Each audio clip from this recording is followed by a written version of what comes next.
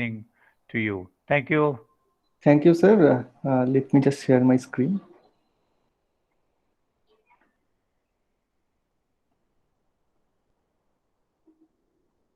Is my screen visible, sir? Your is visible. You may go ahead. Okay. Okay. So, good morning, or I say good afternoon to everyone. Uh, so, my topic is a very broad topic that is on the remote sensing using NAVIC signal. So, I planned the whole talk in three parts. First, I will discuss a bit about, in general, the GNSS. I know that this workshop is already covered many of these topics or almost all of the topics of the GNSS. But still, for the continuation, I will start with the very basic of GNSS remote sensing. Then we'll talk about one of the important part in details about the errors in GNSS signals. And that actually a little bit more complicated in case of NAVIC signal. Why, I will tell you. And this is actually our source of information for remote sensing of the atmosphere. And when I am talking about the atmosphere, I essentially means both the neutral atmosphere as well as the non-neutral atmosphere, ionized medium. So, but I will focus only mostly on the techniques that we are commonly using to probe the atmosphere and the ionosphere. And in the last part, we will discuss about a very specific applications of NAVIC, the challenges that we are facing using NAVIC for probing the atmosphere. Okay, so let's start with a very basic concept of why we came with a plan for this IRNSS, or per se the GPS. Why we need that? Because from very long time you know that we always navigate. Navigate means that we usually go from one place to another place, and that as a human being we are doing from centuries ago. What are the issues? The major issues, if you are a sailor, that you don't have any reference point or the landmark in over the seas, but still people are navigating through the large oceans, vast oceans, mostly using their experience and their knowledge about the celestial system. They have basically fundamentally two instruments for their navigation. One is the compass, but then compass was invented only around the 16th or 17th century, and another instrument that is called the sextant. So compass give you information about the direction, that which direction is north, which direction is west. The sextants use the stars and the celestial objects for visualizing the position. The Before invention of the sextant, still people use a eye estimation from the known stars that where their positions is. But after invention of the sextant, they can very precisely know the latitude longitude of their coordinate. The whole satellite-based navigation is coming to the picture from this very essential part of the celestial navigation, where we use the artificial stars or the satellites for estimating the position. This is our modern day navigation, that you don't look for the stars. We just use your mobile or the tablet, and the tablet itself for you fix the position of your receiver. How they do that? They receive the signal from the satellite. And as you know that this concept was came around 1960s, when US feels that for their military purpose, to drop a bomb or to navigate in a war zone, they need very precisely the coordinate of different locations. And then they thought of to establish a kind of network of satellites which can give you the precise position. The LORAN one was the initial one that was established to demonstrate the concept, and GPS essentially replaced that, become a foolproof navigation solution all over the world with a constellation of the satellite and give you a very precise position. However, the evolution of the GPS was not straightforward. before 2000, GPS was mostly meant for the US military. Till the date, the GPS was meant for the US military primarily. But now we can get the signal freely and is accessible to everyone across the globe. Once it is become free, we start using the GPS for many other purposes, both commercial as the scientific field. Though the main purpose was of the GPS was to give you the position and the navigation information. However, as you see in my consequent slides, that this GPS signals can be a treasure trove for many other scientific fields. When we are talking of the scientific field, we already knew that the precise position can be used for many studies like the tectonic plate movement or the glacier movement, or where the positions information can be used directly.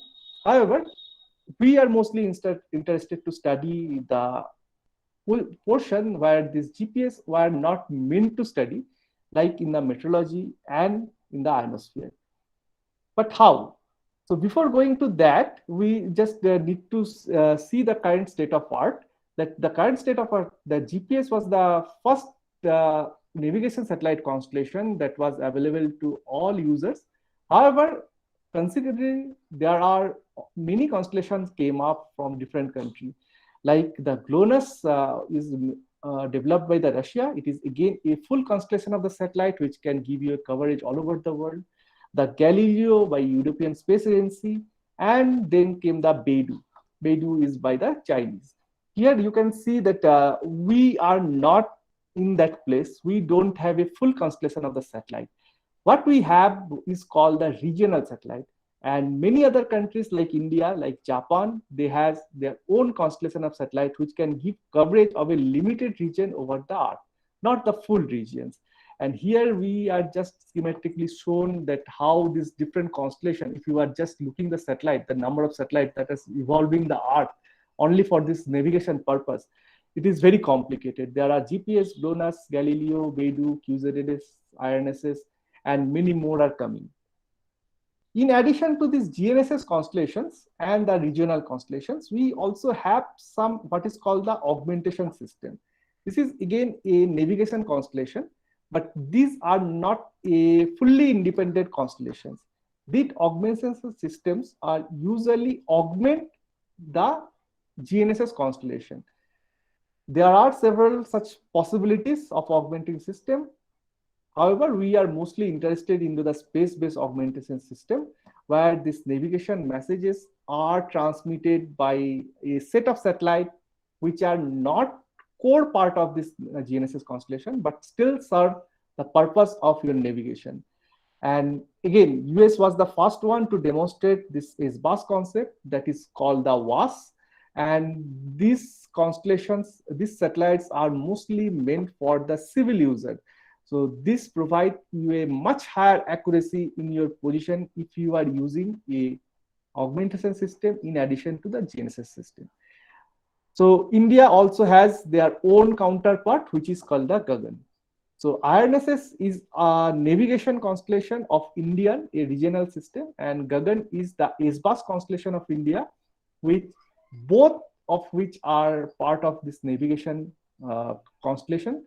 But the capability of IRNSS is much higher than the Gagan, because Gagan is only an assistive constellation which provide information, the correction information, which could improve your position accuracy. Now, once I am talking about this accuracy, it's obvious that you might wonder that what we mean by accuracy. The accuracy is basically the position estimation error. And the concept of the navigation satellite, as you know, that it is very simple, that you have a set of satellite which transmit the information to the user, and we have some monitoring station which will provide the satellites to the corrections. The corrections could be of various types. We will discuss in details, but right now we can just tell that the satellites are having some issues. The signals are having some issues when it transmit or when it received by the ground users. So all these issues are usually resolved, or some corrections are provided by these master control facilities, which transmit this information to the GPS or the GNSS satellites, and it transmit that information to the user to correct its position. However, it is turns out that this is not sufficient, and you need this augmentation system to improve the position. The satellite-based augmentation system, in addition to the constellation, we provide another geostationary satellite, which purpose is only to transmit the corrections messages. It does not transmit any navigation information, only the correction information to the intended receiver. Yes, of course, there could be other augmentation system, like here shown it is, that we can have a ground-based augmentation system as well, but mostly used by the civilian users are the augmentation system provided by the satellite or the S-bus. Okay, so this is the constellation of Indian system, and you can see, like, unlike the GPS system where the number of satellites, particularly 24 satellites, are revolving the Earth and monitor the whole world continuously 24/7 across 365 days. Here we are using only 7 satellites to cover the mainland of India. And these 7 satellites, among 3 are the geostationary satellite. They don't rotate. And the 4 satellites are the geosynchronous satellite. So they make an orbit which looks like a tilted 8 over from, if you are looking from the space. And it covers the footprint of IRNSS systems, usually covers the whole India, the main service area, and some around 1500 kilometers surrounding India, which is the secondary service zone. So this is the space segment of the IRNSS. IRNSS is now renamed as the NAVIC system, and in the next coming slide, we will just call them as a NAVIC satellite, but IRNSS and NAVIC are the same thing. This is the concept of this this Gagan S-bus system that we are having, and you can see that some of this IRNSS satellite also act as a Gagan satellite, and it transmits the information, the correction information, in addition to the satellite navigation information.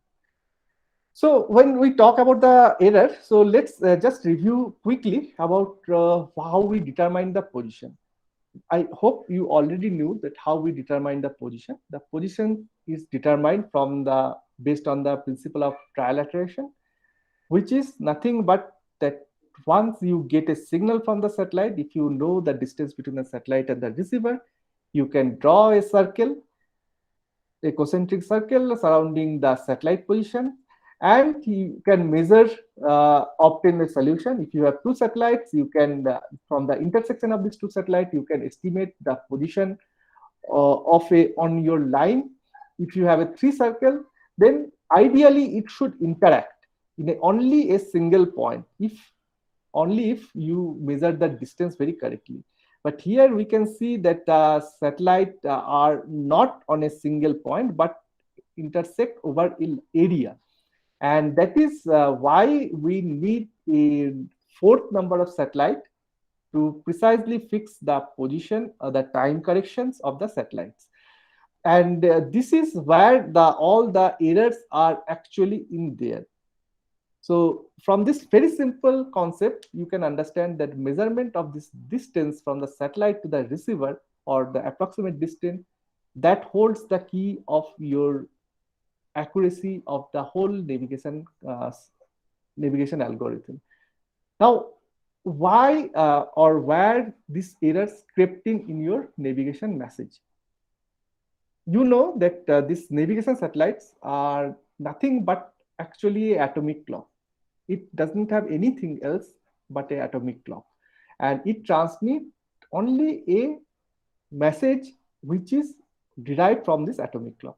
So the atomic clock is very important, and it transmits a signal which is coded, which can have a different kind of modulation, but that is only to make sure that you receive the signal correctly. There is nothing to do with this this coding or the coding or the information on this particular signal. It is just a train of wave, and that is actually repeating after a few days. And these satellites continuously transmit this signal.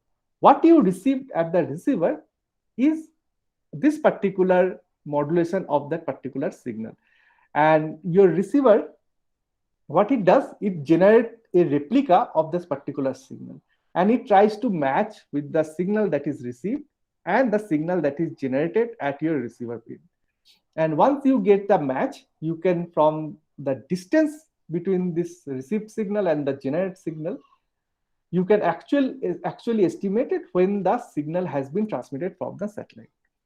The basic assumption or the basic component that plays an important role here is that we assume that your clock in the receiver and the clock in the satellite both are very synchronized and very accurate. This is and if this is true, then whatever you are estimating the time delay is actually a very precise measurement of the distance between the satellite and the receiver. However, there are issues.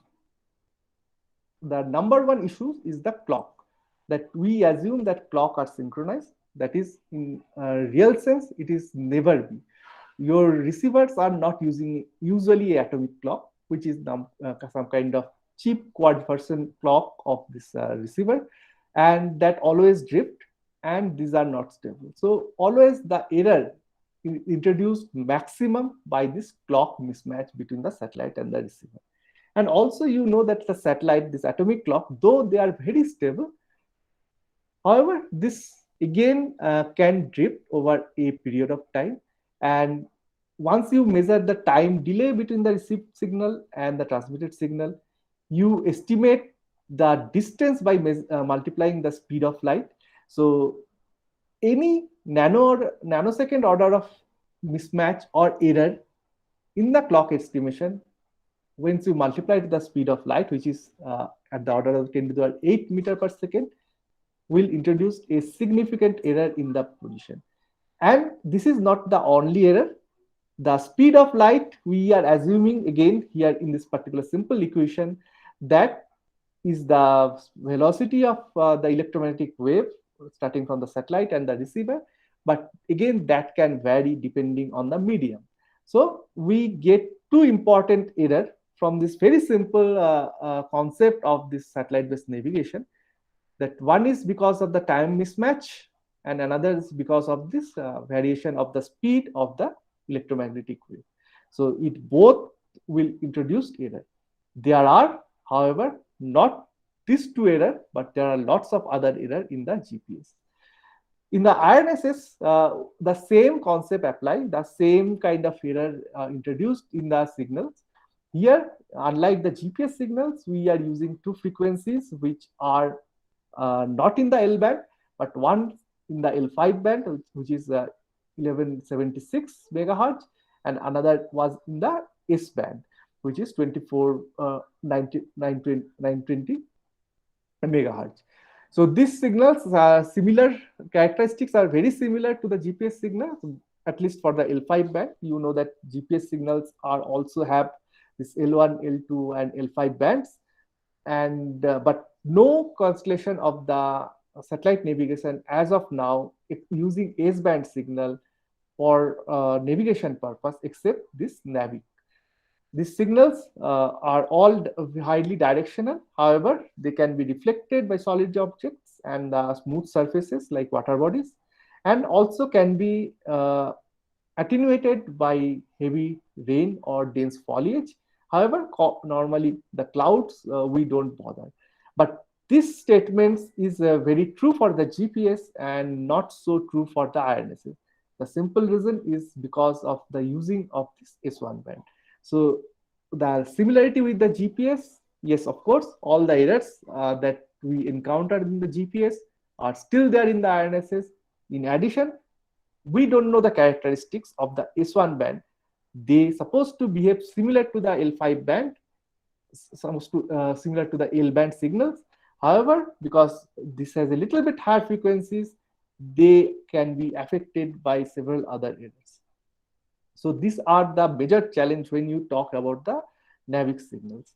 The error sources, these are very common to both the GPS and all the GNSS and the NAVIC signals, that we have the error because of the satellite clock, as I mentioned, that this is one of the major error because of the clock mismatch. So satellite clock information need to be known very precisely.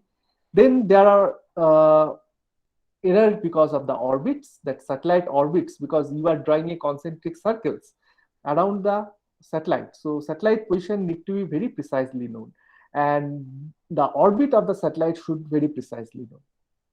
GPS, all these satellites are continuously moving.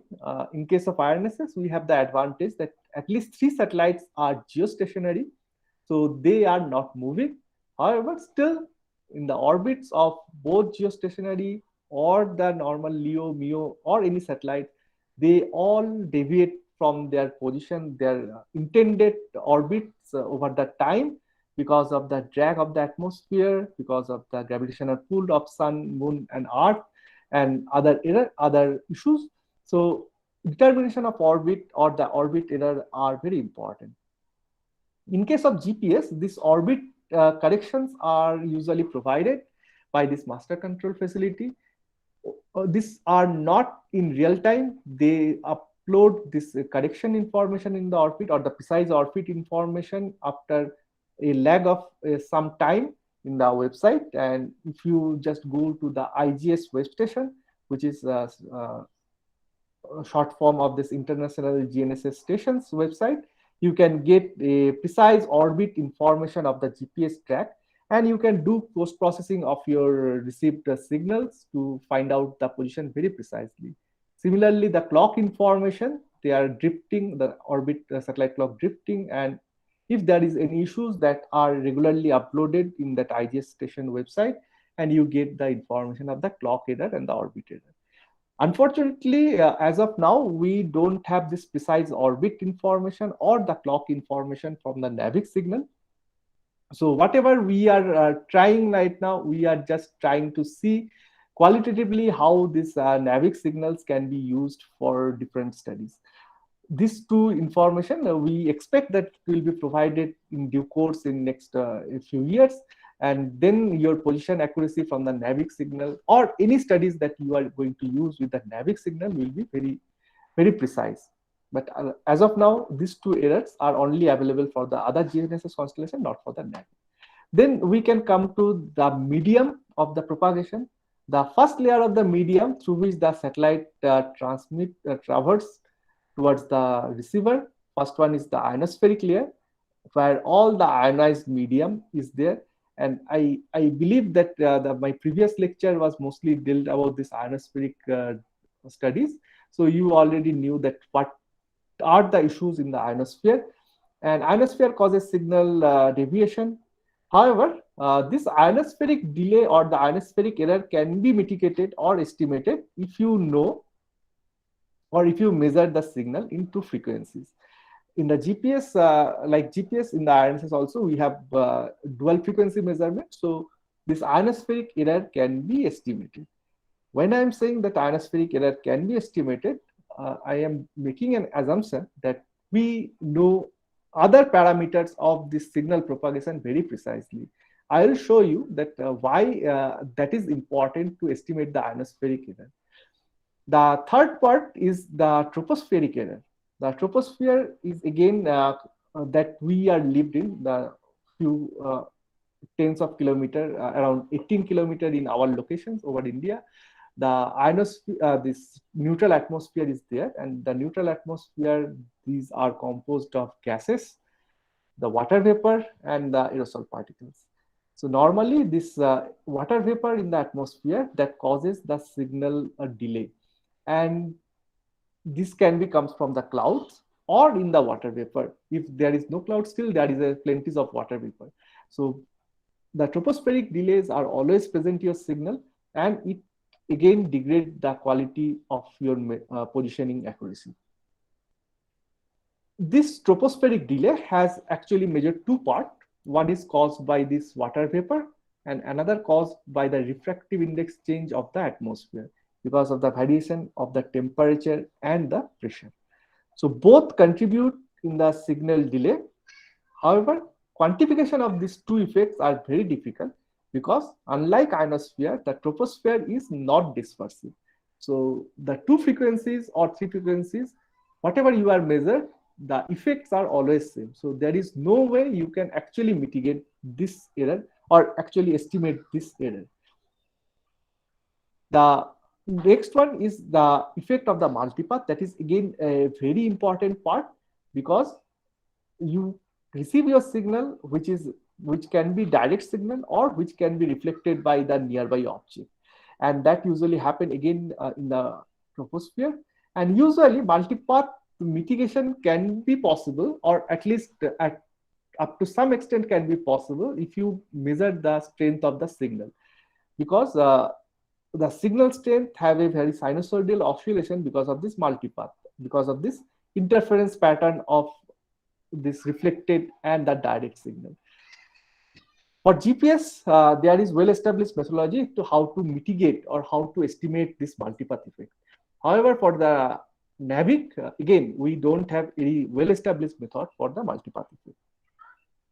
And there are several other issues, like the signal could be interfered with the other terrestrial signals, because as you know, this S-band signal in NAVIC, we also have this Wi-Fi signals which are around the similar frequency, the same frequency, around 2.4 gigahertz. So we can expect a higher probability of signal interference between the NAVIC signal and the Wi-Fi signals. This jamming or this other interference from the other signals are also very prominent in the GPS, but in NAVIC case, it is more degrading. So these are the major sources of error on the signal, either in the clock or in the propagation. In addition, when you are talking about the positioning, so you also need to be worried about the effect placed by the Earth rotation, because the position of the Earth, position of the any place on the Earth depends on the movement of this tectonic plate, and also the gravitational pull of the sun and moon and the ocean loading. So these all play a important role when you try to point out or try to find out your accurate position, and you need to model all these errors in the GPS, in the NAVIC. Doesn't matter, you need to model or you need to eliminate all this error. When we talk about this all this error from the positioning point of view, our main motivation to either eliminate or to mitigate this error any means. There are options. I hope you already gone through these things about this differential navigation, where we used a number of receiver to mitigate all this error by taking a differential approach, where we don't estimate any of them, but we remove them by subtracting from one receiver to other receiver. But when we are talking about this remote sensing of the applications, these signals, these errors are essentially our major source of information. So we don't want to mitigate them, we want to estimate it. However, as I mentioned here, that this portion, the estimation of these errors individually is very difficult. And take my word that this is much more difficult in case of NAVIC signal, because there are lots of uncertainties still associated with the NAVIC. For the positioning purpose, yes, we can use the differential NAVIC approach. We can mitigate many of them, and we can get very high accuracy of the signal by accuracy of the position. We can even use the standard algorithm. We'll get a sufficient accurate position. However, when we are talking about studying about the atmosphere or the ionosphere or the water vapor, these become very difficult. The information we can extract from these errors are, of course, on the ionosphere, about the tropospheric water vapor, about the profiles of the temperature, humidity from the measurement of either GNSS or the NAVIC. There are lots of other remote sensing possibility using NAVIC. We can always use these things for the tectonic movement, glacier monitoring, earthquake monitoring, sea surface height monitoring using the multipath effect. We can use it from the vegetation mapping. And again, we can devise a new application area because of the ability of this S-band signal, which was never earlier been there in any navigation satellite. But again, the point is that this is very difficult. Okay, So now I can go move to my the second portion of my lecture, that is how we can then estimate this error, or how we can model this error specifically for the NAVIC. I believe that you already have some idea about how to do that thing for the GPS. And of course, GPS, whatever studies has been done on the GPS are essentially the backbone of our understanding of the how we can solve the same problem with the NAVIC. However, again, I would like to emphasize that S-band signal was never earlier been used. So the characteristic of the S-band signal for such purposes is not well demonstrated. And there are other associated issues, like we don't have the precise orbit information or the precise clock information. So we need some approaches so that we can still derive some meaningful observation, meaningful remote sensing observation from the NAVIC satellite. And these are the four basic observable that any GNSS satellite can give. I believe that you knew about the pseudo range. It is the range that we determine from this measurement of our delay from the transmission of the satellite and the reception of the signal. And to multiply that thing with the velocity of light, we get what is called the pseudo range. And if you just write the pseudo range in an explicit equation form, then you can see there are lots of parameters are there. Ideally, it should have only the range, the true range between the satellite and receiver, plus the error between the satellite and the receiver clock multiplied with the velocity light. So this should be the ideally if there are no other issues. But if you explicitly write all the errors, you can see there are orbital error, there are errors because of the movement of the Earth, that is called the Sagnac effect. There are relativistic effect. Then we came the tropospheric effect, ionospheric effect, the multipath effect, some other errors which are we are not including, and some of the biases between the satellite and the receiver because of this frequency difference. The similar equation, if you are forming with another observables that we can measure from the satellite, is the carrier phase equation, where is everything when we multiply it with the lambda, the wavelength, we can get in terms of meter. And again here we have this error, but as also all other errors like the pseudo range error. You can note the sign of this ionospheric error. This is a positive one for the pseudo range equation, negative one for the carrier phase equation. That simply means that in case of pseudo range, the delay is the signal is advanced, and in the phase measurement, the signal is actually delayed. So that is why there is a different sign. But rest of the errors are all having a similar sign in both pseudo range and the carrier phase. In addition, in the carrier phase, we also get another term which is called the integer ambiguity. If you know that integer ambiguity is the number of integers that is present in the signal between the satellite and receiver once we start doing the measurement.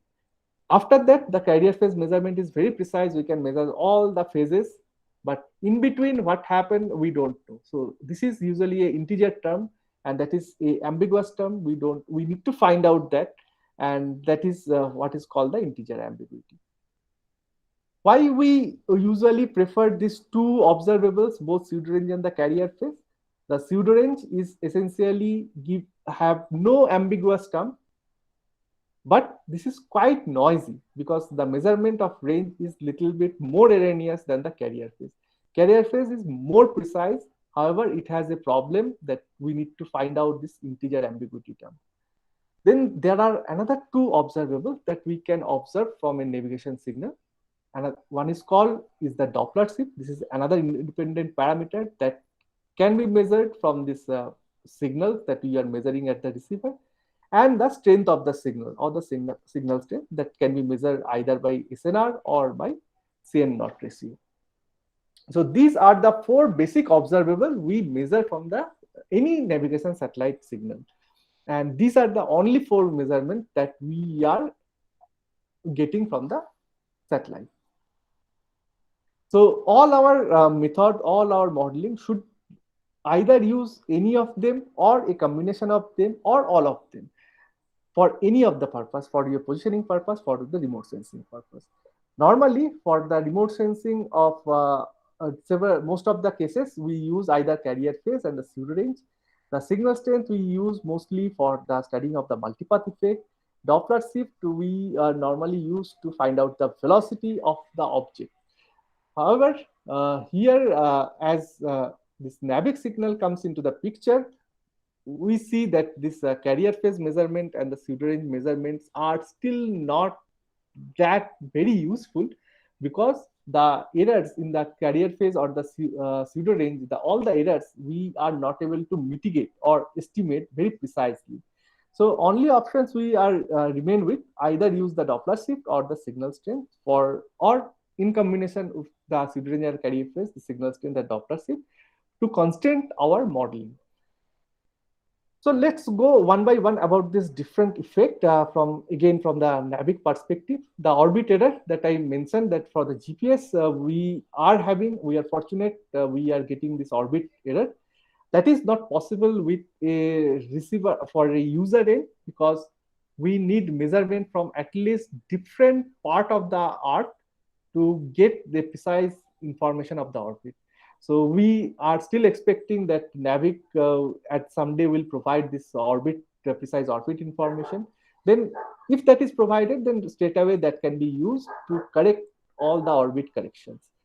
The Sagnac effect, again, that can be actually estimated from the information about your satellite, what is transmitted from the satellite. And Sagnac effect is because of the motion of this Earth and rotation of this Earth. And since you know that we usually use the coordinate system ECEF, and this rotation then can be modeled very simply by knowing the corrections from the satellite positions, if we are getting a precise orbit information, and from the simple geometry from the observation, we can calculate the precise Sagnac effect. But again, that depends on the orbit information that is provided. Right now, we can get an estimate of the Sagnac effect, but that is not very precise. The clock error, as I mentioned, that this can be estimated if you have a more number of satellite.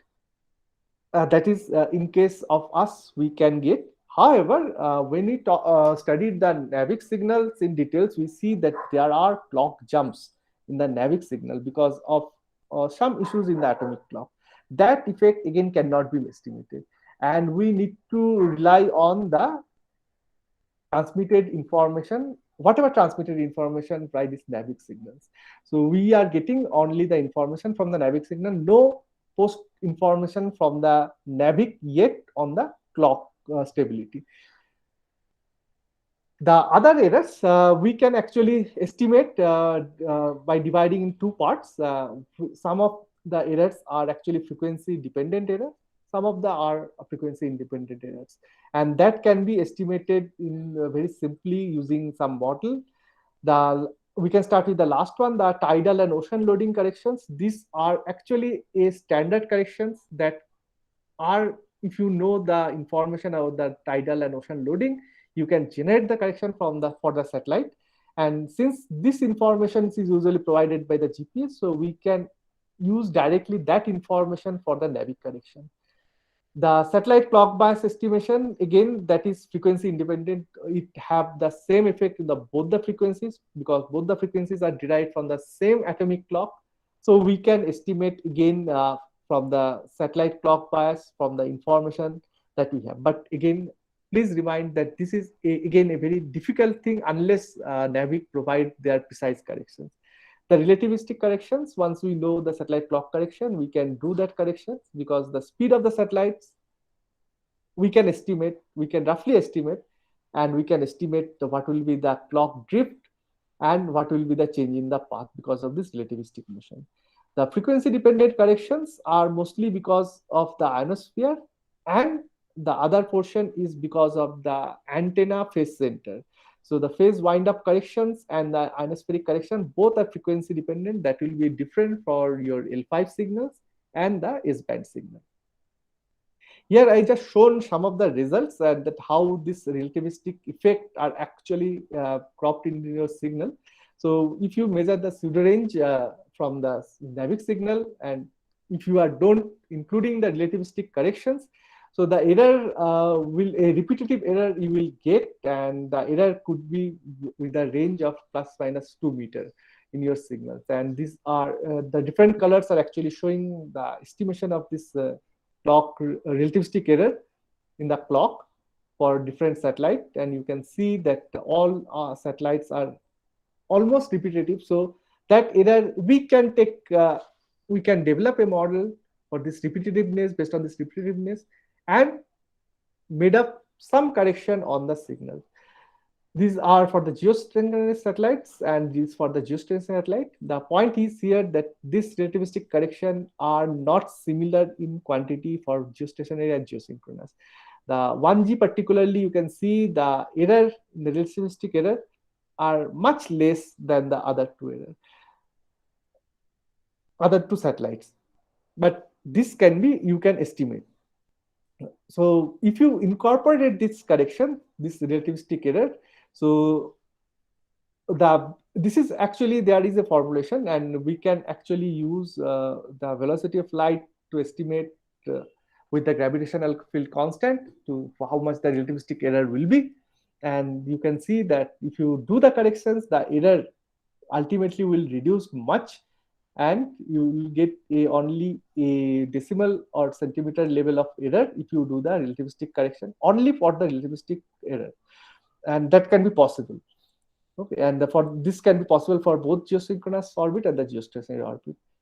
Because of the geosynchronous orbit, the satellite moves very fast, so we are getting a significantly large variation of the error.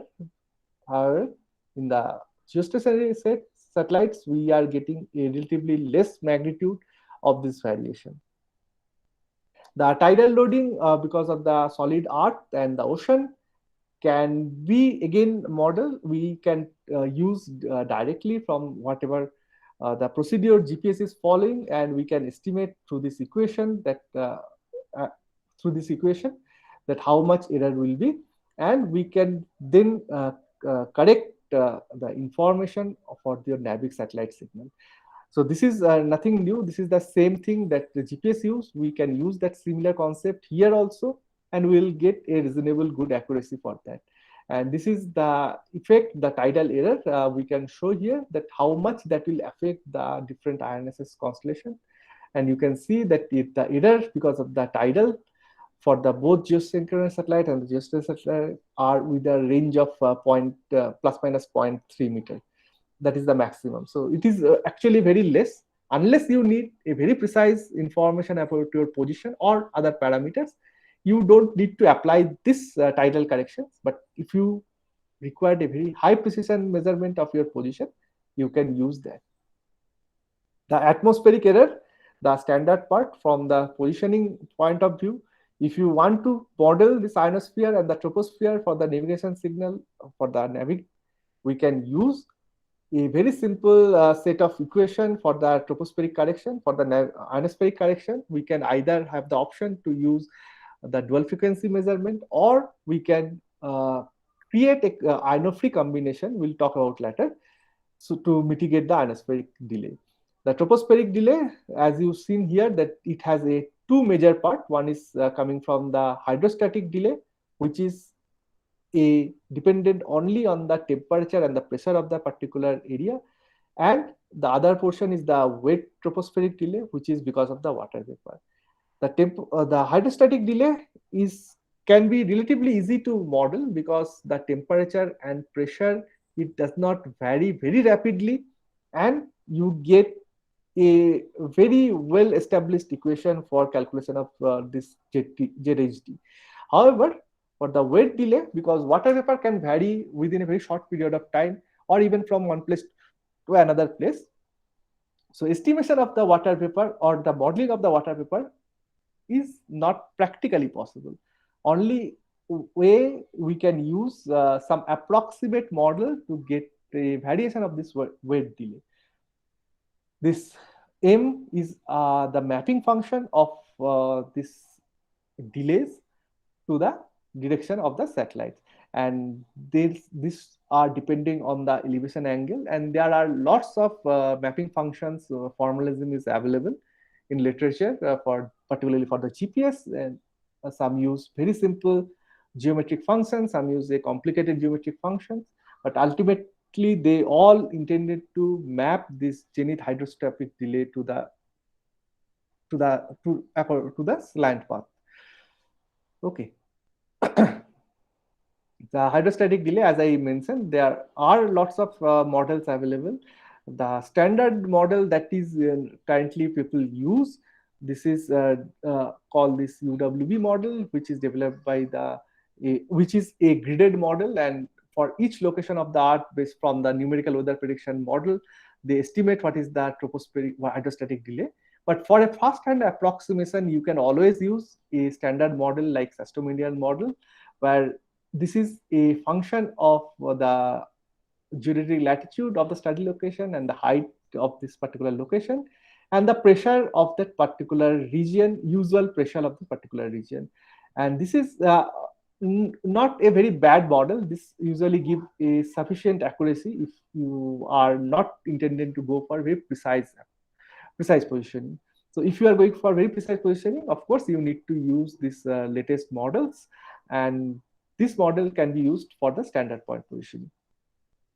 You can also use this Collins model in conjunction to this Sastomedian model, where Sastomedian model gives you information of the delay or the pressure gradient of only over the surface, but because satellite signal is passing through a layer of the atmosphere, so you need to integrate over the different layer of the atmosphere, what is the variation of the temperature and the pressure, and you can use for that Collins model, which is again a very simplistic model based on the lapse rate, assuming that has a linear dependence with the height, and you can integrate what could be the pressure over the line of sight of a satellite link. So if you just simply use these two models and try to estimate what is the effect on the IRNSS satellite, so you can see that the tropospheric delay could be varies as much as to 6 meters on the signal.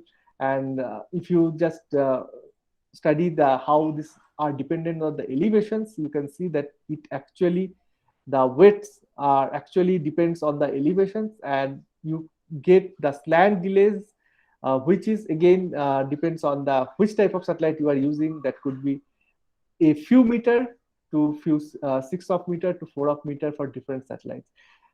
Again, these figures are I have just shown you to give you an impression of the how much delays are introduced by the satellite. These are for a very specific dates of a year, and you can see that the normally it is repetitive. The tropospheric delays are repetitive. The simple reason you are getting a very regular structure of these patterns are because we use the models, and the models assume that the temperature and the pressure variance are not that dynamic in a very short span of time. So within 6 days, the temperature and pressure will be almost similar every day at every day at different point of time. Okay. However, this is not about the water, this weight part. Weight part we cannot estimate from the model, so we are not going to attempt that. The ionospheric portion, again, as I mentioned, we can use a different kind of combination for generating these corrections. The ionophoric combinations, the geometry-free combination, wide lane carrier phase delay combination, narrow lane combinations, these are very common combinations of this code or code carrier combination, which actually mitigate all of or major of these errors. The ionophoric combination, as mentioned, as the name implied, that it actually ignore or actually mitigate all the ionospheric contribution in the satellite signal. You can see here that we are using both these two frequencies with the multiplied with the frequency itself and the pseudo range information.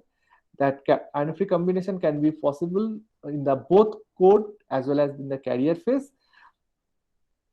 We can get a better result than GPS measurement because in the IRNSS, if you do the same thing in code carrier combination, because our frequency is higher, so we'll get a better estimation of this ionophoric combination. However, the issues remain same in both GPS and in the IRNSS if you do these ionophoric combinations. that the carrier measurement will have definitely the integer ambiguity that will not be mitigated in code INFI combination. So if you use these combinations to solve your equations and find out your position, for INSS, this INFI combination is much better than the normal GPS situation. The geometric free combination, we provide the ionospheric error part. This can also associate with the multipath and the ambiguity factor, and we use here separately this P2 minus P1, which actually mitigate or actually remove the portion which depends on the geometry of the satellite and the receiver. Here we can estimate the ionospheric part. However, this geometric free combination is not that useful or not more than useful than the GPS in case of INSS. But yes, ionospheric combination is more useful for INSS than the GPS. The wide lane of carrier phase combination is formulated like that. We get the wide lane. Why it is called the wide lane? Because the ultimate carrier frequency that is generated because of this combination is a in between place of between this it is actually beyond the two frequencies that is used in the carrier this combination in the GPS signal, but in the INSS signal we are getting the wavelength of this combined phase is 22.79, which is just in between this lambda 1 and lambda 2, or the S-band signal and the L5 band signal in the INSS.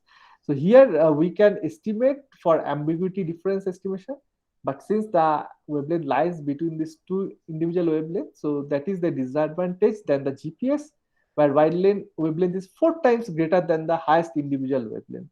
So in case of INSS, this wide lane carrier phase combination is of no use, and we don't usually use this difference. However, that can be used to eliminate, at least for the particularly for the GPS, to phase wind-up correction. The narrow lane combination, again, are combination of the signals, and it used for reduction of code measurement noise, and very good improvement in noise reduction, which is 0.32 times of the highest noise component that is possible with a narrow lane narrow band combinations. However, ionospheric time is same as wide lane carrier phase combination, so it is helpful for low noise ionospheric combination measurement, and that can be used only for specific cases, not for always. However, if you just study all these combinations and use all this combination judiciously for INSS, it yields interesting results and improve the estimation of your signal. The other errors, the stochastic errors, so these errors are actually can be modeled very precisely. Some of the errors are very stochastic in nature, like the multipath error and the interference error. These two errors are again very difficult to model, even for GPS, more from NAVIC because of the choice of the frequencies.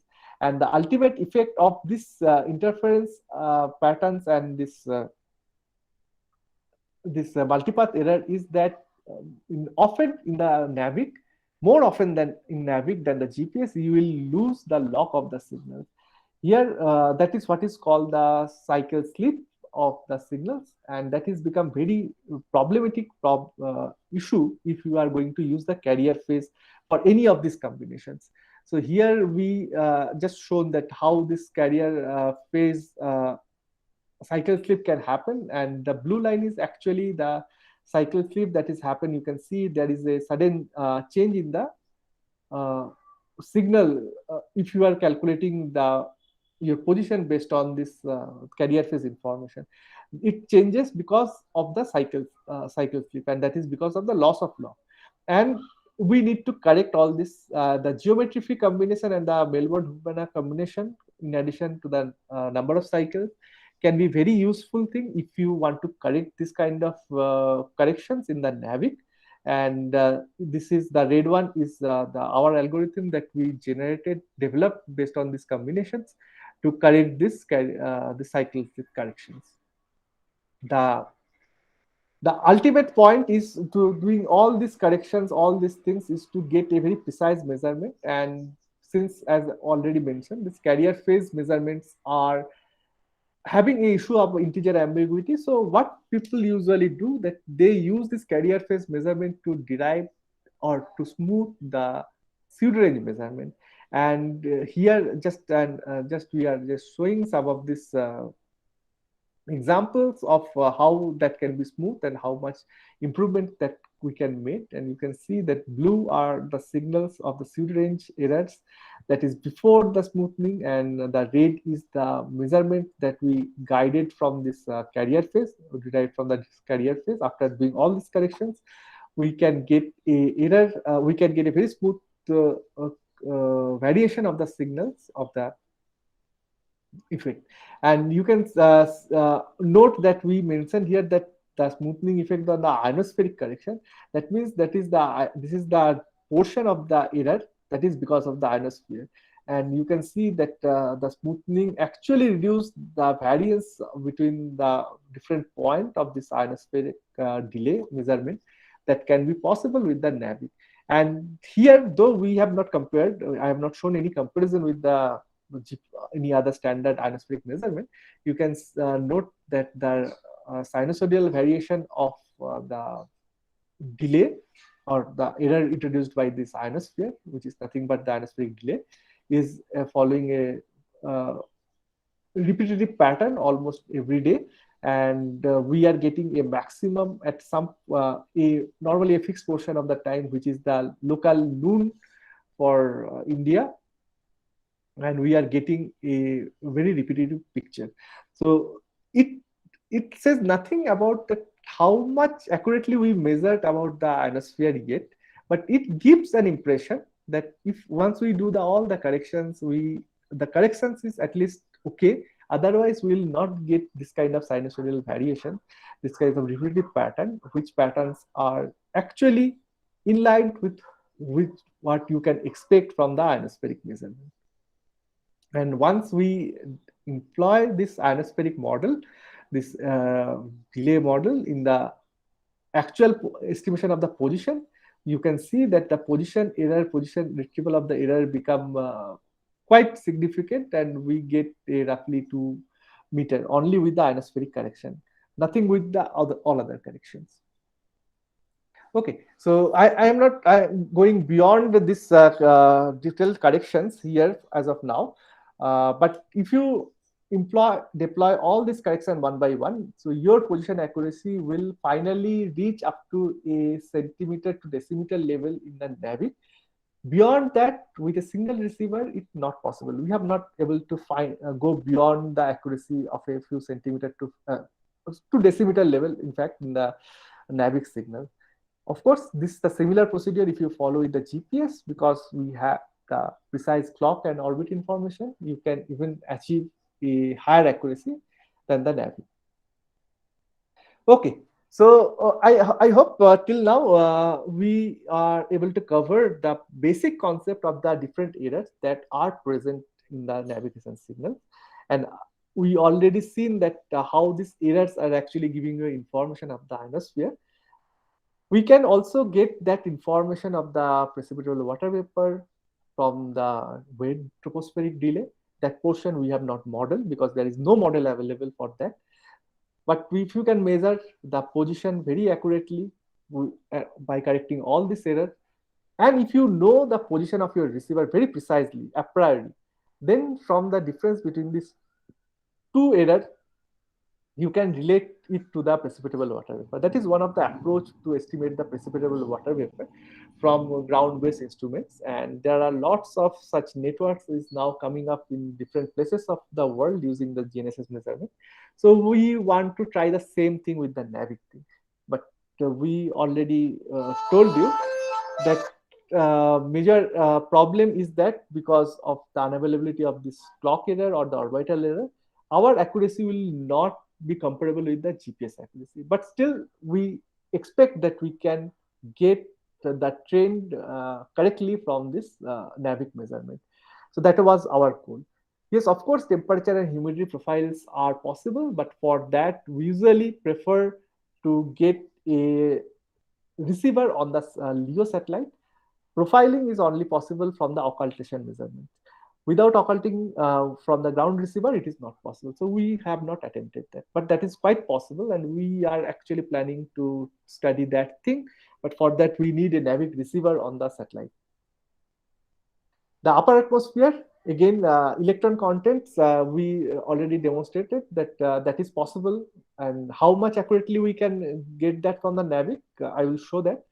The scintillation measurement with NAVIC is possible, but we are not able to study that because for the scintillation measurement, which is one of the important part, you need a very high frequency sampling of the signal. With the current receiver that we are currently have, it is not possible. And of course, the space weather, which encompasses everything, is also possible with the NAVIC. The interesting thing that we can also use NAVIC because only because this S-band signal is for the nowcasting of the extreme weather events without going for this water vapor or through the ionosphere. We can use directly the other observables for the nowcasting of the extreme weather events. And this is the my last portion of my presentation, that where I will just show that how we can do that.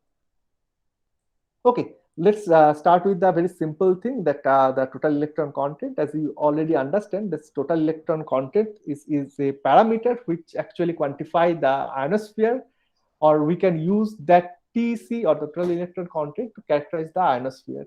And it is nothing but the total number of electrons integrated between any 2 points along a tube of 1 meter squared cross section. Since the signals is passing through the ionosphere, so we can get an integrated value, not the profile of the ionosphere from a ground-based receiver. Of course, that is possible that you can get also the profile of the ionosphere, but you need, again, the receiver on a satellite. The why we bothered about the ionosphere? So the ionosphere actually affect many electrical system because that is a direct relation with the space weather. Space weather is nothing but the weather event that happen between the sun and the earth. So anything happen in the sun, all the CMEs, all the projected particles, the flares, it can affect the earth and the nearby satellites. And ionosphere is a very responsive to this kind of solar effects. And because the ionosphere responds very fast with this kind of solar disturbances, so the signals, particularly your navigation signals or the communication signals from the satellites which are passing through the ionosphere, will be disturbed drastically because of the space weather effect. And this is a picture developed from the model of the ionosphere that is called the Anyquick model. And you can see that the regions where this high activity of the ionosphere is possible, irrespective of there is any geometric activity or geometric storm, is over the around the equator, these tropical regions in the both side of the equator.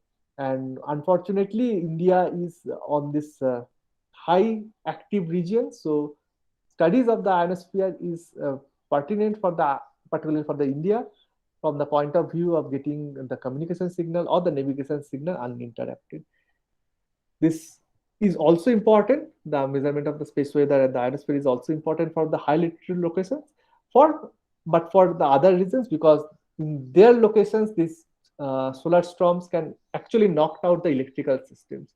So ionosphere is a very important, and after the GPS, all the GNSS constellations are actively used to study the ionosphere, and we hope that NAVIC will also be very useful for this kind of applications.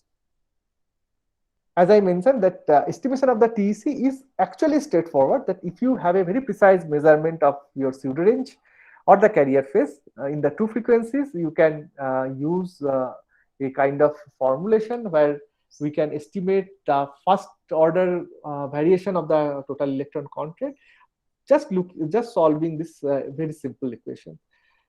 However, since this L-band signals in GPS are significantly affected by the ionosphere, not the S-band signal of the ionosphere, not S-band signal of the NAVIC. So we don't know, we are not sure that how much probing capability of the ionosphere will be. So we then studied that how much ionospheric measurement is possible with the NAVIC, and we try to see, we assume that a single thin cell model, and we try to find out if we are assuming a thin cell model of the ionosphere, and we formulate the mapping function in that way. where the thin cell is relying around 350 kilometer. So whether whatever we are seeing from the GP RNSS, whether that matches with the nearby Pierce point of the other GNSS constellation, particularly from the GPS. So what is the Pierce point or the IPP? The IPP, suppose this is our thin cells around 350 kilometer, where the satellite is here and your receiver is here. The satellite's signal will pierce a particular point at 350 kilometer. That is not your geometric latitude longitude, but the geometric longitude of that particular height. So that is called the Pierce points, and we estimated the ionosphere, what will be the ionosphere at this particular location, and all the satellite signals from other constellations which are piercing nearby regions, how much they vary. Of course, there will be some variation because the ionosphere is not a uniform one in the horizontal plane or the vertical plane. So there will be, of course, some variation. But whether that variation, can we explain that, or it is just a random variation? If it is a random variation, that means that our NAVIC system is not able to get the measurement of this ionosphere. However, if it is a systematic variation, that means that we can get a reliable measurement from the NAVIC also. So that was actually very important because for the sole reason that S-band was never been used for this study.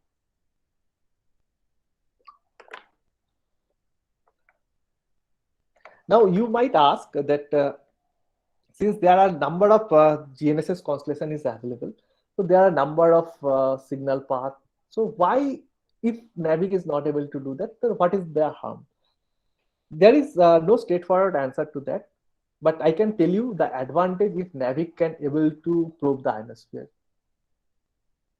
Here you can see the footprint of the ionospheric Pierce point from Indore, where I am currently right now. So these are the Pierce point locations of the NAVIC satellite, and these are the Pierce point location of the GPS satellite over a particular day. And you can see that these points are where the geostationary satellites are there.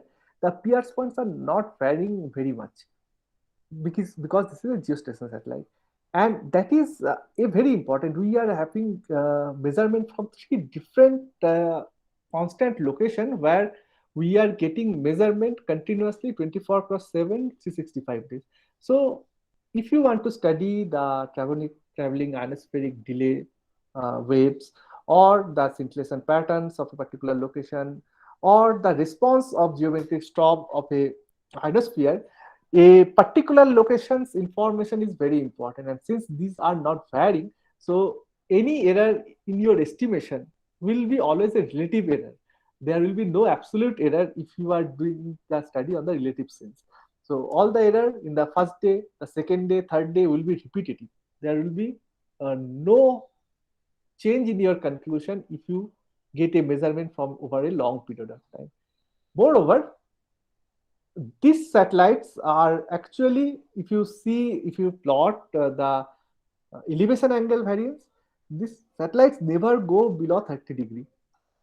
So always you are getting a measurement of the ionosphere in a high elevation angle, and that means that you are actually able to get the signal or the characteristic of the ionosphere in a more realistic way over the day from a particular satellite. So these are the two major reasons. So why you interested to see whether NAVIC can give you a continuous observation of reliable TEC. The approach that we take, that we because since the GPS satellites are continuously moving, so not a particular satellite can be tracked. So we are formulating this problem in that way that we studied the Pierce points which are in the 1 degree by 1 degree location of your NAVIC footprint. So this is the blue one is the NAVIC satellite IPP locations, and the red one is the location of this GPS satellite IPP. And we take the measurement from points of this GPS satellite which are only within the 1 degree by 1 degree surrounding this NAVIC point. And based on that, we do a statistical study that how these variance between the NAVIC and the GPS are matching. So here you can see that the y-axis is the NAVIC measured VTEC and the GPS measured VTEC, and you can see that if we just plot that, though they are following a linear line, they are not in the all one line. That means that NAVIC is always measured the TEC more than the GPS does. However, and that is valid for different geometry activities. So there is no obvious reason that why the NAVIC will give you a higher VTEC value than the GPS VTEC value. So what we do then, that we assume that this error or this variance is because of the system, and they may not reflect the actual scenario in the ionosphere. So we need to do some kind of bias correction, and this bias correction we done using some of based on the statistical study, that how much additional VTEC TEC values are provided by the INSS in comparison to the GPS, and we try to fit these two, and we see there is no random variation between the GPS and the INSS, but there is always some constant values that is always there. And that if you just subtract this thing, so your NAVIC value is quite reliable for studying the ionosphere. Yes, you might ask that why there is so much scattering between these 2 points. The simple reason is that we are taking 1 degree by 1 degree grid surrounding the NAVIC points. So this 1 degree by 1 degree, we are assuming this is a uniform. There is no variation between the ionosphere in the 1 degree by 1 degree. But that is not, again, a realistic assumption. There will be, of course, some small variation will be there in the ionosphere. So a strict 1 by 1 relation will never be possible. However, the results indicate that statistically, NAVIC is giving a good results. So these are the difference between this NAVIC and the INSS measurements, and you can see here that we are getting that roughly 20 to 60% of variance between the NAVIC measured TC and the GPS measured TC. However, if you do a corrections of these biases, it will actually comes down quite less, and it is following a zero. This become a Gaussian type of observations with a zero mean. So that means that this bias corrections is not bad, and whatever we are observing with the NAVIC is having some bias issue, but the measurement is more or less with the range of plus minus 20% about this NAVIC data, GPS data. We then further use this NAVIC measurement to study whether we can capture the geometric storm effect on the ionosphere. And these are the 2 days where we performed our study, and we compared the results with the IGS stations data. This international GNSS stations where this standard GNSS receive measurements are performing throughout the year, and we take a few measurements from Lucknow, from the Hyderabad and the ISC, and we also take the NAVIC measurement from the IIT Indore, and we also have a GPS receiver, GNSS receiver, the IIT Indore, that we use for the comparison. And you can see here also the magnitude of NAVIC measurements is relatively higher without any corrections. This is higher, but the trends are actually followed the similar trend that we observed with the other GNSS stations. So that means that the measurements that we can do with the NAVIC for ionospheric study can be used and is reliable. Yes, of course, with some bias corrections. There will be always some additional magnitude of the NAVIC, but that is, I think, I'm not sure for which reason it is there, but that is always there. But trend is always matching with the GNSS measurements. The NAVIC can also be used to study some other interesting feature of the ionosphere. Here again, I just shown one of some interesting results, that we want to study that what is the effect of the lightning on the ionosphere. And we see that this can be studied only with the NAVIC very, very accurately, not with the GPS, because GPS satellites are continuously coming and going, and you need lots of correction to get the small magnitude of variation in the ionosphere from the GPS studies. However, because the NAVIC signals are continuously giving you measurement from a one single location, so we can get the perturbation in the ionosphere from the lightning. So lightning can perturb the ionosphere. It can may not perturb the ionosphere. Depends on the intensity of the lightning. Depends on the electric field of the atmosphere. But if it is perturbed, so here I just shown one figure where this ionosphere has been perturbed by the lightning activities, and these blue dots here are actually the lightning activity that happened in the surrounding area, where this particular satellite are actually this portion of the time when the satellites in that particular path, the majority of lightning happens. And we take the measurement from the Kolkata. So we have one receiver at Indian Statistical Institute, Kolkata, and we take the ionospheric measurement from there, from the NAVIC receiver. And these two satellites are actually being affected once the satellites in the particular region, when the TECs, when these lightnings are happened. And here you can see that in comparison to the just previous day, the blue line is the just previous day, 30th March. And the April 1 is the next day when we get the lightning, very high significant lightning. The TC was quite significantly lower when there is no lightning. So all these lightnings are because of this, all this TC enhancement are because of this variation of the ionosphere, because of this lightning. And the KP index, which actually give you the disturbance of the geomagnetic storm, are actually very low. That means there is no geomagnetic activity on that particular day. And we can only explain this variance in the TC from the fact that it coincide with the lightning activities.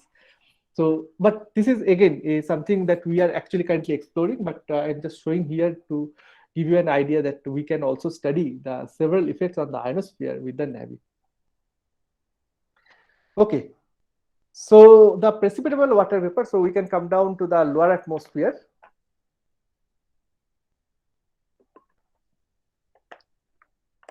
In the precipitable water vapor measurement, that is another area where this GNSS are quite useful.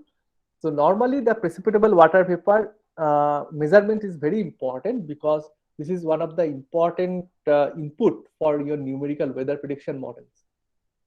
And water vapors can be correlated with nowcasting of the extreme weather. Like if there is a thunderstorm or there is a cyclone system, definitely the water vapor should increase beforehand. Otherwise, there will be no cyclone or thunderstorm. So measurement of the water vapor is very important. And all the numerical weather prediction models, this require this particular information. However, measurement of the water vapor is actually not very easy, because the instrument that is commonly used for this kind of measurement, like the radiometer measurement, which can give you a continuous measurement of the water vapor. But if there is a rain, or if you are using the radiometer from satellites, the over the surface, the retrieval will be not that good. So water vapor measurement over the oceans using radiometer from the satellite is okay. Over the land surface, it is not that good. And ground-based radiometer is not possible, measurement is not possible if there is a heavy rain. The radiosonde, which is nothing but a balloon-borne system, here I just showed you one radiometer, ground-based radiometer. And this is a balloon-borne instrument, the radiosonde, which can measure the water vapor in situ. But again, that is not possible every time, right? So in case of present scenario, the meteorological organizations usually launch this kind of balloon twice a day, and you get a complete profile of the atmosphere, water vapor, temperature, humidity, and other things. But for nowcasting or numerical weather prediction models, if you want to get a very high resolution output from that model, you need to fit the boundary condition very continuously. Here, this navigation system plays an important role. As we already seen that the sensing of the water vapor means that we need to sense this zenith tropospheric delay, and zenith tropospheric delay holds both hydrostatic delay and the wet delay. So if you can measure the hydrostatic delay very precisely, if you measure the zenith tropospheric delay very precisely, you can estimate from a simple subtraction the zenith wet delay. And once you know the zenith weight delay, you can use a kind of mapping function, kind of equations where k is a very constant, depends on the gas constant of water vapor. You can estimate the available water vapor in the atmosphere. So this is the simple thing that we can use in the GPS as well, that if you can measure all these parameters in the pseudo range equations, all the errors, or every clock dependent errors, and the true geometric range from the satellite to receiver, you can subtract everything from the pseudo range measurement, you get the tropospheric delay. Ionospheric delay you can measure, of course, from your code combination or from the dual frequency measurement. So once you get the tropospheric delay, you can calculate the weight delay and calculate the hydrostatic delay. Hydrostatic delay, as I already mentioned, models are more or less accurate. So you can get a very precise estimation of the hydrostatic delay. But for the weight delay, you need to just subtract all these parameters from this equation. If you measure all the errors very precisely, you can get the final result. So in case of model development, we use the observables and we develop the model. We try to use both the pseudo range and the carrier phase. As I already discussed, that how these errors can be studied or can be modeled in case of INSS.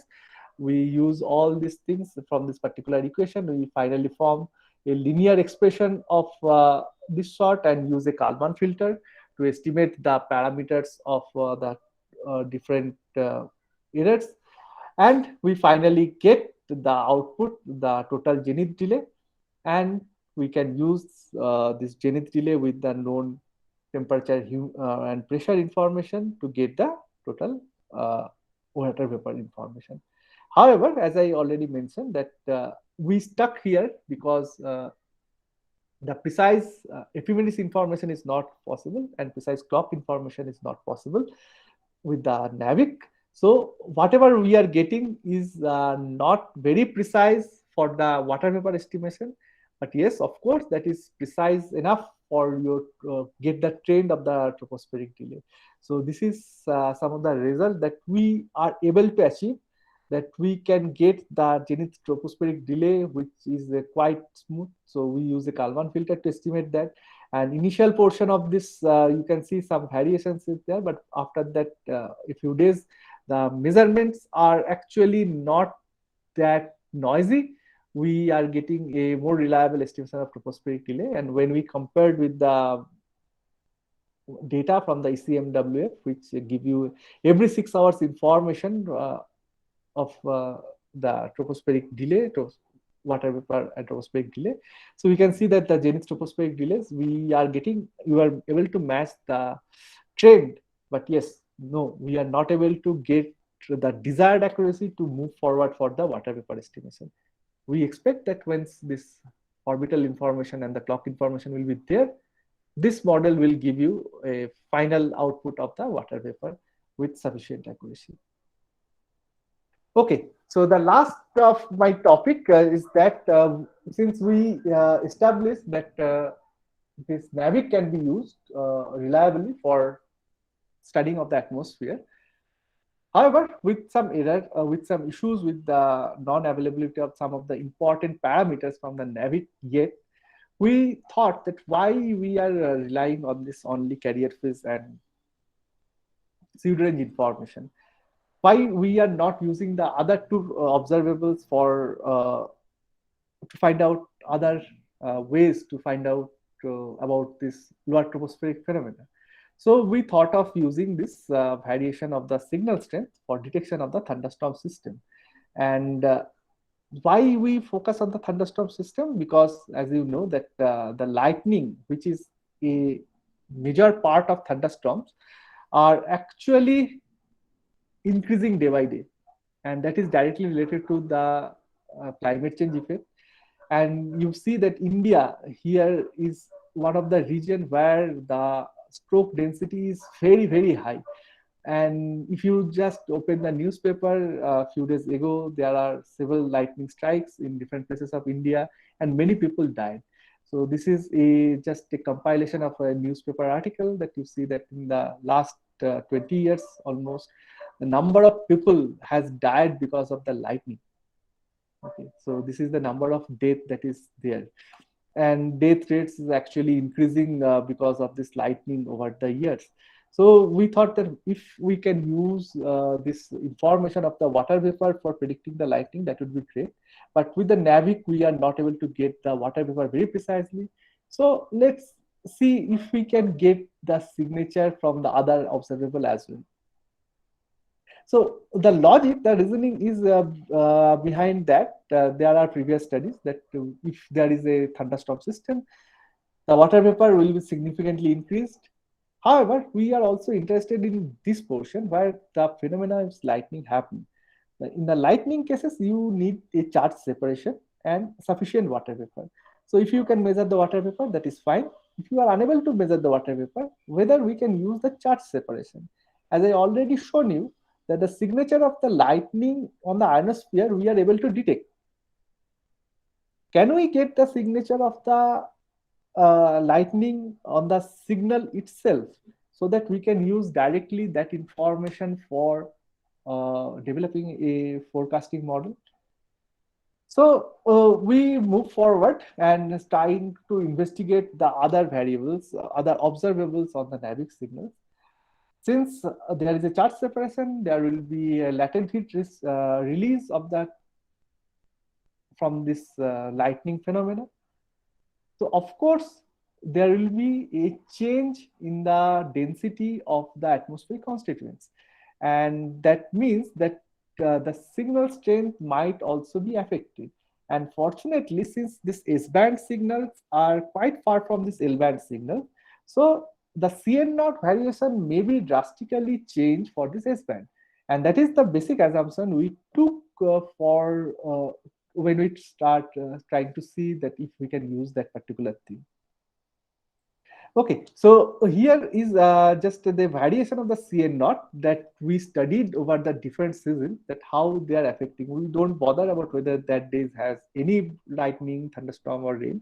We just see season wise that how it varies. And you can see here that in the both the frequencies, this L band frequencies and the S band frequencies, in the different months, the characteristics is little bit changes. So these are the histogram, and you can see in the November we are getting a high CN naught values in the S band signal, but in the July when we can expect the more of the rain and the other things that their atmosphere is more weight, the signal strength variation is shifted towards the left and CN naught ratio is actually degraded. The same thing does not happen in case of L band. So S band in the all the satellites, so this is a 1B, 1C, and 1F satellite. So you can see that is quite significantly varied in case of S band, but there is no significant change in the L band. So that means that S band signal may give you some information about or may be used for detecting this kind of system because that has an effect of that particular system. So next we try to see if we can find out from a time series of the signal strength if the day where there is a significant rains or not, significant thunderstorms or not. And you can see the time series, simple time series where the center is around, there are raining, heavily raining, but in the 8 days before or 8 days after, there is no rains. So the center point, center figures are having rain events, but not other days. But you can see from this figure that it is very, very difficult to find out anything from this simple observation. Both the L band signals and the S band signals, these two different colors, two different bands, looks almost same, and for the day-to-day variations is almost same. So then what we can do, we try to now see that how we can do that. We start with the pattern matching. So we look forward for some sophisticated algorithm in the computer science to how we can do that. But we start with a very simple correlation analysis, that if we are using this relative variance between the S band signal and the L band signal, can we get some signals? Yes, once we try to do that, we just do a simple signal strength difference. We are not getting anything. We do some kind of averaging for 30 days and 60 minutes averaging. We see that in the 60-minute averaging we might get some variance, but that does not mean that indicate the rain.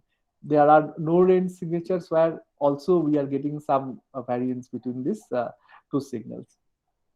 We go for the template matching. We try to see the same thing.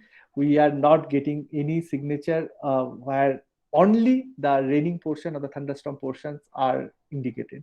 We get many such patterns where non-raining signature is also there. So we look forward for a technique that what is commonly used in the speech signal processing, what is called the dynamic time warping technique. So in the time warping technique, we try to find out the correlation between the two time series, but not in the same time domain. We try to see where the maximum correlation or the maximum pattern are actually matching with the other time series. So this is, I am not going to in details of this particular technique. So if you are interested, you can. There are lots of material available on this dynamic time warping, but we look forward to modify this dynamic time warping for to suit our purpose. And instead of looking at the matching with independent time information, we try to see that what is the difference between these two time information at the two time series at the same time information. So instead of calculating the cumulative similarity between these two time series, we just look for the warping line where we took the diagonal matching of this two time series and see if that can help. So that actually helps for the detection of the days. And here we are just showing the same thing, that we calculate this warping line for these two different bands from the earlier days, and we see that only the cases where DW, this DTW are able to capture are the raining day, but not for the two frequencies only. Here, if you are just only using the two frequencies, we are getting separately with the previous day, we are getting still some kind of signature where there are anomalous and these are not indicative of the rain.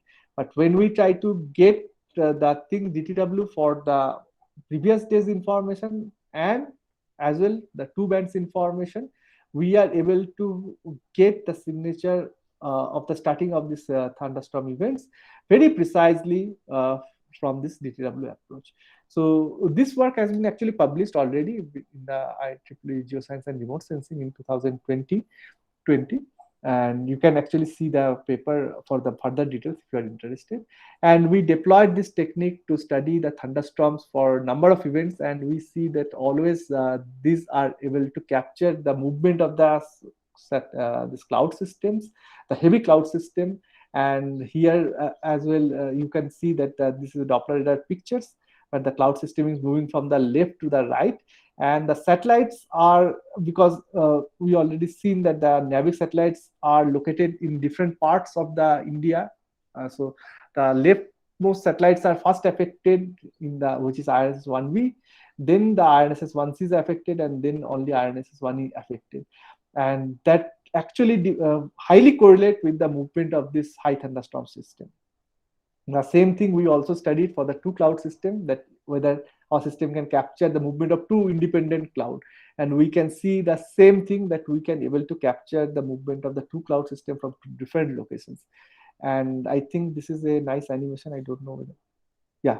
So you can see here that this is the DTW warping line variation, where it will jump only when it actually affect the RNSS signals, and this is the movement of the satellite that we tracked and how the signals are varied. So this one, the left one is first affected, then second one, and then the third one. And once it is affected, then of course it is jumped, and we need to reset that thing. But we can able to detect that. So with this, I think I can stop.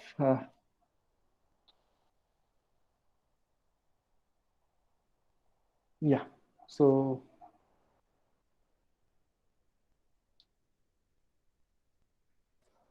I can stop. Yes. Thank you. Okay. Okay. Thank you, Saurabh, for your excellent presentation. I was very much interested to see your, particularly the application of NAVIC for non-PNT applications, that is non-position, navigation, and timing application.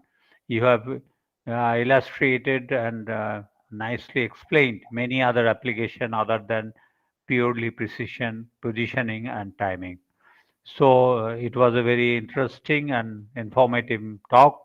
And I would like to now uh, go to the participant for their question. I would like to see whether there is any question in the chat box. Yes, there are lots of application can be possible with the Navic. Yes, of course, we need some more information from the ISRO people about this different errors. But lots of potentials are there. So there is one question from Amit De. The question is that which are the important parameters for stochastic modeling? Sort of temporal correlations. Actually, there is no straightforward answer to your question. For the stochastic modeling, yes, depends on the problem. So depending on the issues you need to find out, and lots of things you need to know. Most of the case of the probability will be very important. Temporal correlation can be important, but mostly in the probabilistic domain you need to look forward. Okay, sir. Then the next question is from Vikram Desmukh, that whether Navic can provide under 1 meter Yes, accuracy. of course. Navic can always give you a 1 meter. In fact, we already able to get in the decimeter level to centimeter level accuracy. Not always centimeter level, but decimeter level always.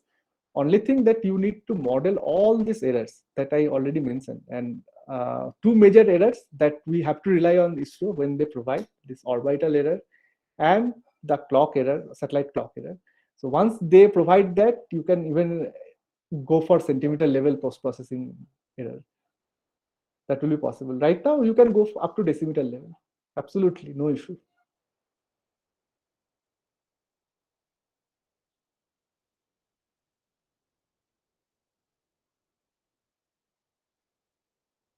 So Navic, we are still exploring Navic, their capabilities, and yes, this error modeling is one of the important part. I was looking to the error modeling from the remote sensing point of view, but if you are looking for navigation point of view, of course, you have to solve all these equations anyway.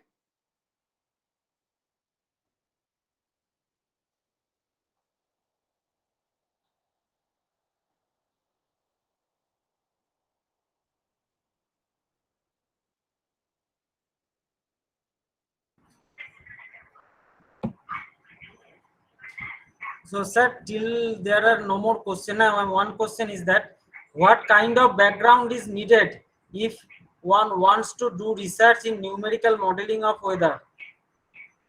Okay, numerical modeling, that is actually an interdisciplinary area. Of course, some domain knowledge might be useful about weather and the physics of the atmosphere, but most of the equations that you need to solve are mathematical in forms, differential equations. Computer is one of the essential part, because without HPCs or without high performance supercomputer, you are not able to do numerical weather prediction model. But if you are only interested to use NWP for to simulate something, so NWP models are available. For that, you only need to run. Then only domain knowledge will be required in which domain you want to use that information. So depend on the application. And another question, that is there any ASIC or ready receiver module with having inbuilt solution? So position solution, yes, of course, all these receivers, Navic receivers that is available are giving you a position solution, but these solutions are not that good, but still you will get a position accuracy. So I know two companies which are Indian company having their own Navic receiver. One is Accord, they have an Accord chip as well, and one is the Elina. Accord I have used, they have some issues, but still it is working good. Elina, you might, I have not never explored that, but it is there. I know. So, sir, next question is from N. Santosh, that in satellite error clock estimation, how to calculate periodic terms in second order polynomial? Okay, I think for that you need to refer some books. Okay, so again, that require a long discussion. I would say that you contact me later on and we can discuss on that thing. Well, let me, to some extent, throw some light to Santosh. Yes, sir. You see that it is a second order polynomial being suggested in the uh, timing accuracy, that is A0, A1t plus A2t square. Now, these parameters is normally given along with the navigation message. So you'll have to utilize, and every constellation has their own system time. So by monitoring from the ground, they estimate those parameters. So I don't think you can make those uh, calculations of terms A0, A1, A2 right as a user send. It is a system error, or rather system parameter of the organizer who is controlling the constellations. So you will have to be happy with whatever A0, A1, A2 you are getting from the NAB message. I don't think there is no other way you can improve upon or get access to that unless Saurav has different opinion. No, sir, absolutely right. So that's why I'm just emphasizing that we are expecting the store will provide someday the precise clock and ephemeris information, and then we can use that directly. So from that navigation message, only these first order corrections are possible.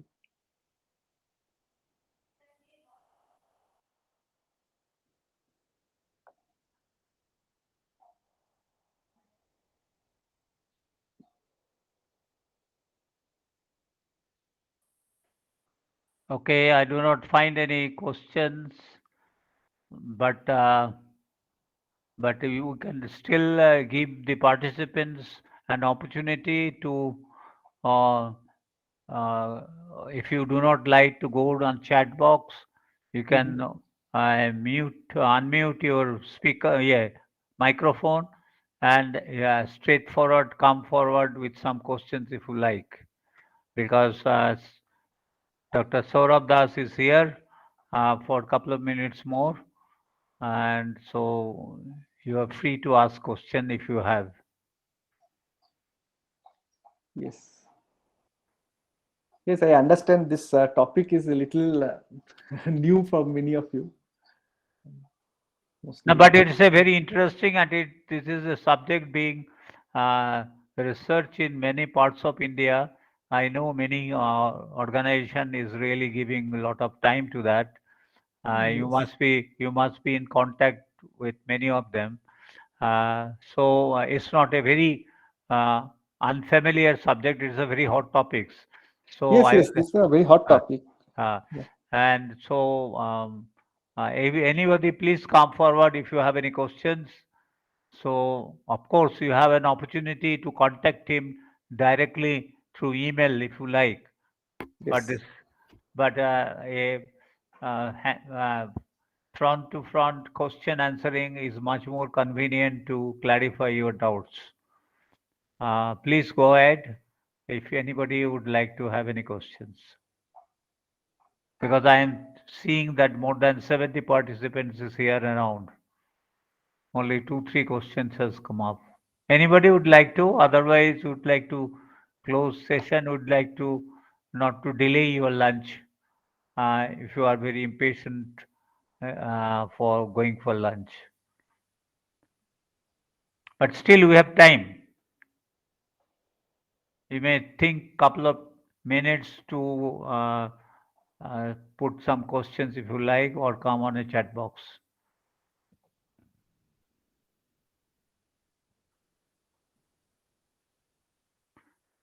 For me, it is a very interesting question. So I have not worked much on this field, but I was educated by Saurabh many things. Thank you, Saurabh, for that. Thank you, sir.